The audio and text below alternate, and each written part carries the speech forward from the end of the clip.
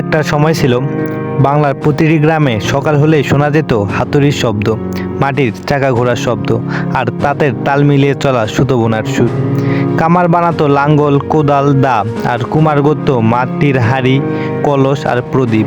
আর তাঁতির হাতে তৈরি হতো শাড়ি, লুঙ্গি, গামছা। কিন্তু আজ এই শব্দগুলো যেন ধীরে ধীরে হারিয়ে যাচ্ছে। আধুনিকতার ছোঁয়ায় বদলে গেছে গ্রাম, বদলে গেছে মানুষের পেশা। আমরা আজকের এই ডকুমেন্টারি ভিডিওতে জানবো বাংলার সেই হারিয়ে যাওয়া পেশাগুলোর গল্প। তো চলুন বেশি কথা না বাড়িয়ে ভিডিওটি শুরু করা যায়। আর চ্যানেলে নতুন হয়ে থাকলে অবশ্যই ভিডিওতে একটি লাইক করে দিয়ে চ্যানেলটিকে সাবস্ক্রাইব করে রাখবেন। সর্বপ্রথম কামারের গল্প দিয়েই শুরু করা যায়। গ্রামের কৃষির সাথে সবচেয়ে গভীর সম্পর্ক ছিল কামারদের। তাদের হাতে তৈরি লাঙ্গল, কোদাল আর কাস্তে ছাড়া কৃষিকাজ কল্পনায় করা যেত না। কামারেরা আগুনের ভাঁড়িতে লোহা গরম করে হাতুড়ির আঘাতে আঘাতে তারা গড়ে তুলত কৃষির প্রয়োজনীয় সব যন্ত্র। কিন্তু এখন কারখানায় এসব যন্ত্রপাতি সহজেই খুব স্বল্প মূল্যে পাওয়া যায়। ফলে গ্রামের কামারদের কাজ দিন দিন কমে যাচ্ছে এবং হারিয়ে যাচ্ছে কামারদের পেশা। এইবার শুরু করা যাক কুমারদের গল্প। মাটির সাথে মানুষের সম্পর্ক বহু পুরনো। এই মাটিকেই শিল্পের রূপ দেয় কুমাররা।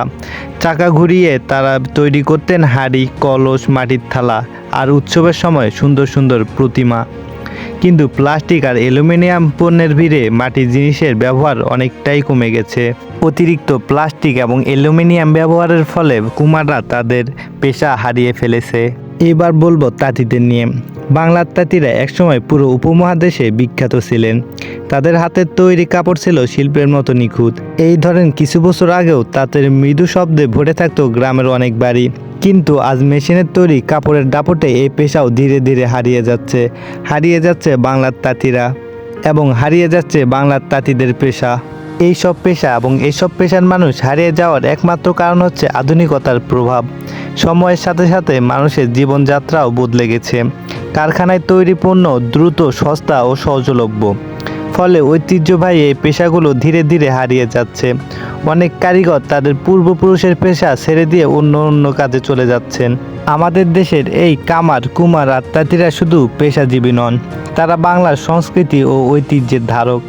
যদি আমরা এই শিল্প ও পেশাগুলোকে বাঁচিয়ে রাখতে না পারি তাহলে হয়তো একদিন এই ইতিহাস শুধু বইয়ের পাতায় রয়ে যাবে আর হারিয়ে যাবে আমাদের দেশের ঐতিহ্য।